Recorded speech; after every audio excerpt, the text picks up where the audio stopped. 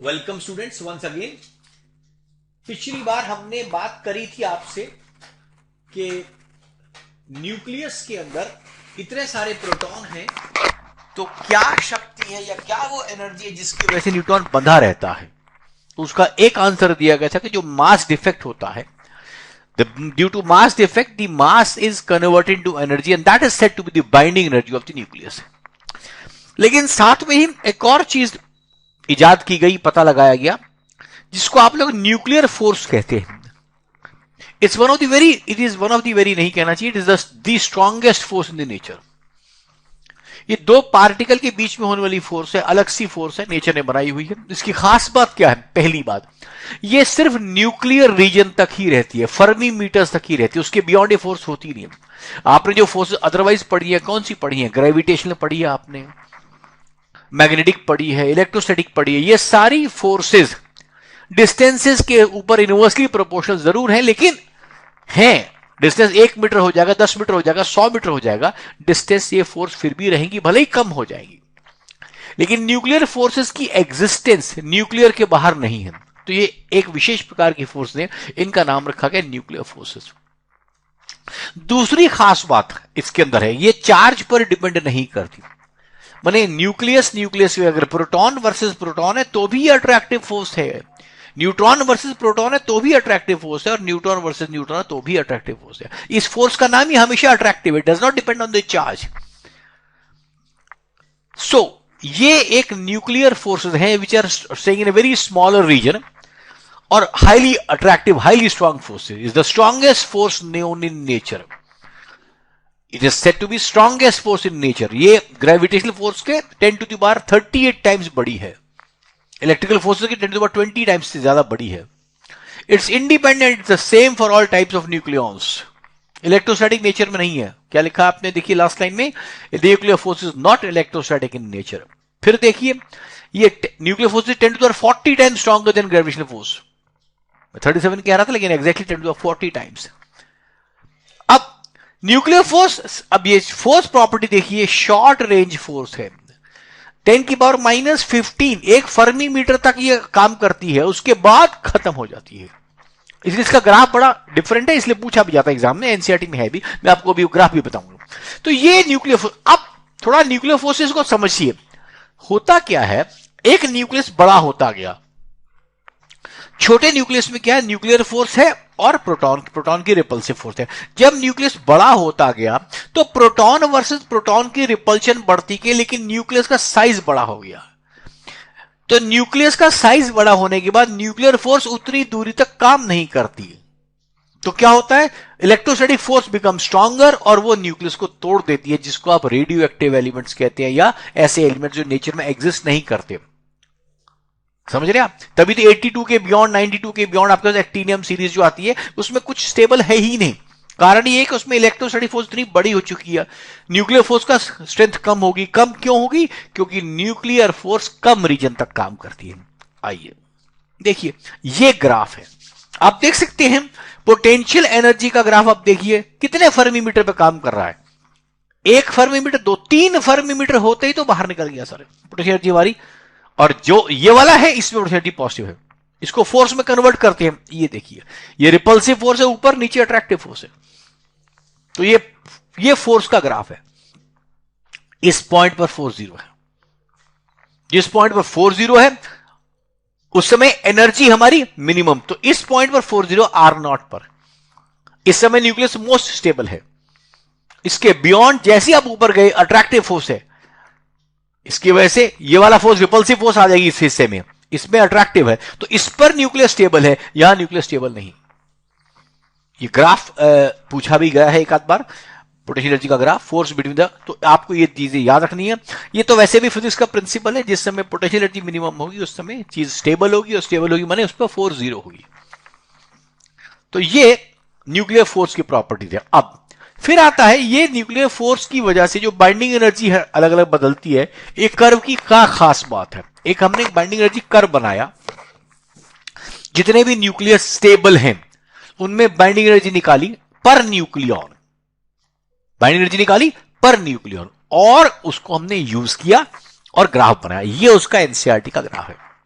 आप देखिए हीलियम, यहां देखिए हीलियम, देख रहे हैं आप कार्बन, देख रहे हैं आप ऑक्सीजन। हीलियम, कार्बन, ऑक्सीजन के अंदर रिलेटिव एनर्जी ज्यादा है, और लिथियम, नाइट्रोजन, ऑक्सीजन, इसके बाइंडिंग एनर्जी न्यूक्लियन की कम है। इसकी रिएक्टिविटी से कोई मतलब नहीं, बिकॉज रिएक्टिविटी किसी भी मेटल की, किसी भी एटम की, उसके बाहर के इलेक्ट्रॉन पर डिपेंड करती है। यह इस समय बात करते हैं न्यूक्लियस की स्टेबिलिटी के बारे में। अब ये देखिए मैक्सिमम कहां आयरन पर आई, लगभग कितनी 8.5, 8.8, 8.85 के आसपास होती है ये।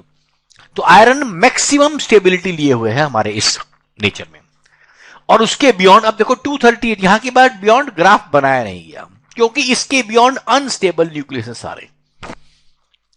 यहां पर क्या है, स्लोली एनर्जी बढ़ रही है, ये रिलेटिव स्टेबल है, लेकिन इतने में लगभग ये रीजन जो है आपका यहां से यहां, देखिए यहां से ये 30 से 170 तक मान लीजिए, ये ऑलमोस्ट कांस्टेंट है। तो इसको हम इस ग्राफ का, ये ग्राफ बनाया गया, इस ग्राफ की इन्फरेंसेस आपसे पूछे जाते हैं। तो देखिए पहला इन्फरेंस, प्रैक्टिकली कांस्टेंट कहां है, 30 से 170 तक। दूसरी बात, इस दोनों के साइड पर, मतलब उसके कम, 30 से कम और 170 के बियॉन्ड हमारी एनर्जी कम है, lower energy. High energy means more stability, lower energy mean less stable. अब इसके इन्फरेंसेस देखिए, force is attractive and sufficiently strong to produce binding energy of few MeV per nucleon। फिर इसकी वैल्यू है, और इससे क्लियर ये हो गया ये शॉर्ट रेंज फोर्स है, इसीलिए 170 की बियॉन्ड काम नहीं करती। अब ये जो लास्ट के 2 पॉइंट्स है, तीसरा और चौथा, एनसीईआरटी के ही मैंने लिखे हैं। इसमें क्या है, आपको ये प्रूव करना होता है। कई बार कहते हैं कि प्रूव कीजिए कि फिजन और फ्यूजन, जब छोटे मॉलिक्यूल, छोटे वाले एटम जुड़ेंगे या बड़ा वाला टूटेगा, दोनों केस में एनर्जी हमको मिलने वाली है, क्योंकि स्टेबल उसके ऊपर है। आप दो छोटे जोड़ करके ऊपर बना रहे हो तो भी स्टेबिलिटी की तरफ बढ़ रहे हो, और एक बड़ा तोड़ के दो छोटे बना रहे हो तो भी आप स्टेबिलिटी की तरफ बढ़ने वाले। इस वजह से एनर्जी हमारी दोनों ही केस में मिलने वाली है, ये इसमें प्रूव किया है। चौथे में देखिए, इसमें 10 से कम को बोला हैवियर न्यूक्लियस है, nucleus fuse heavier, binding energy per nucleon of the lighter nuclear देख लिया। Final system is having more tightly bound, again energy would be released. तो ये फिजन और फ्यूजन, ये दोनों की एनर्जी, और इसकी लैंग्वेज ध्यान दीजिएगा, अगर आपके पास एग्जाम में बोर्ड में क्वेश्चन आता है, आपने इसका इसी लैंग्वेज में उत्तर देना है। ये बाइंडिंग एनर्जी कर्व की प्रॉपर्टीज है। अब आइए इसके बियॉन्ड की बात करते हैं थोड़ी सी। इसके बियॉन्ड क्या होता है, जिस समय बाइंडिंग एनर्जी हमारे पास कम हो गई, न्यूक्लियस बड़ा हो गया, ज्यादा प्रोटॉन आ गए, न्यूक्लियर फोर्स छोटी पड़ गई, क्योंकि न्यूक्लियस फोर्स मैक्सिमम आधे न्यूक्लियस के साइज तक ही स्ट्रांग रहती है, उसके बाद छोटी बन जाती है। अब न्यूक्लियस बन गया छोटा, ठीक है, न्यूक्लियस बन गया छोटा, ये काम चल गया। अब क्या करना, अब हमारे पास वो न्यूक्लियस टूट जाएगा फर्दर। क्यों टूटेगा, स्टेबिलिटी को प्राप्त करने के लिए, अनस्टेबल हो गया। सो वो जो एक्टिनियम सीरीज आपके पास है, यूरेनियम के बियॉन्ड जो आते हैं, वो अनस्टेबल इसलिए होती है क्योंकि उनके अंदर repulsive force, proton versus proton बढ़ गई है। न्यूक्लियन की फोर्सेस, न्यूट्रॉन भी बढ़ रहे हैं, आप कह सकते हैं। न्यूक्लियस की फोर्सेस, न्यूक्लियर फोर्सेस जो अट्रैक्टिव है, वो क्यों फर्क नहीं कर रही, क्योंकि वो छोटा एरिया तक काम करता है, और अब न्यूक्लियस बड़ा होना शुरू हो गया। इसलिए डेफिनेशन ये दी गई है, phenomena of spontaneous emission of highly penetrating radiation alpha beta gamma, 82 से ऊपर एटॉमिक नंबर, तो वो निकलता है। इट इज स्पॉन्टेनियस, इसको टेम्परेचर से फर्क नहीं पड़ता। ये देखिए, ये नेचुरल रेडियो एक्टिविटी की बात कर रहा है, स्पॉन्टेनियस है, टेम्परेचर, प्रेशर, इलेक्ट्रिकल, मैग्नेटिक से कोई फर्क नहीं पड़ता, ये होता है। हाँ, जिस समय आप फ्यूजन की बात करते हैं, छोटे वाले जोड़ा करते हैं, वो एक अलग चीज है, उसको आप हाई टेम्परेचर, हाई प्रेशर पे करते हैं, जो सन में होता है, और इतनी ज्यादा टेम्परेचर पे होता है कि एटमॉस्फेयर वो टेम्परेचर आप ला नहीं सकते। तो हमारे पास नेचुरल रेडियो एक्टिविटी की ये बात इन्होंने करी है, जिसके अंदर इससे बियॉन्ड तोड़ दिया। अब निकल के क्या क्या आता है इसमें, ध्यान रखिए, एक आता है अल्फा पार्टिकल, एक आता है बीटा पार्टिकल, एक आता है गामा। अल्फा पार्टिकल क्या है, अल्फा पार्टिकल हीलियम का न्यूक्लियस है। बीटा पार्टिकल क्या है, एक इलेक्ट्रॉन है। गामा क्या है, सिर्फ रेडिएशन है, फोटोन है। ये तीनों चीजें निकल सकती हैं, ये देखा गया है, अल्फा, बीटा और गामा। तो आपके मैं तीनों की प्रॉपर्टीज मैंने आपके सामने नोट कर दी हैं। हालांकि प्रॉपर्टी के विषय में आपको कोई डिटेल्ड क्वेश्चन एग्जाम में नहीं आया करता, लेकिन हाँ, एग्जाम आपको पता होना चाहिए, बेसिकली पेनिट्रेटिंग पावर और आयनाइजिंग पावर के विषय में पता होना चाहिए, इनके रिलेटिव किसकी ज्यादा है किसकी कम है, वो आपके काम की है। अब अल्फा पार्टिकल और बीटा पार्टिकल आपको पता है दोनों चार्ज पार्टिकल है, तो इसके लिए दोनों इलेक्ट्रिकल मैग्नेटिक फील्ड में फर्क डालेंगे, तो तीसरी प्रॉपर्टी आपके काम की आ गई, क्या है? अब जब अल्फा निकलेगा तो मतलब 2 प्रोटॉन और 2 न्यूट्रॉन गायब हो गए, ठीक है, ये थी प्रॉपर्टी अल्फा की। अब आइए बीटा की देख लीजिए।